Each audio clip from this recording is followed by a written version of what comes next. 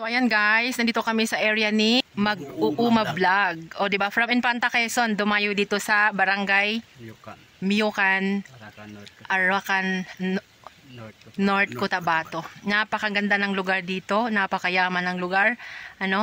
Paraiso. At nandito kahit anong itanim sa lupa niya ay talagang mabubuhay. So ayan po, siya po ngayon ay gagamit ng ating organic full harvest. At inyo pong atabayanan ang kanyang mga vlog, si Mag-uuma Vlog. Atin po siyang i-subscribe at atin pong tignan kung paano pa niya mapapalabas yung tunay na resulta ng organic farming system. At maganda po na ating tuunan pansin yung paano po tayo makatulong sa ating kapwa magsasaka. Tama ba, sir? Tama. Yan.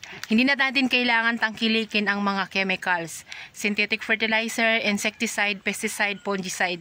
Dahil dyan sa dalawang product na yan, sobra pa sa panalo ang farmers. Tama? Tama. Yun.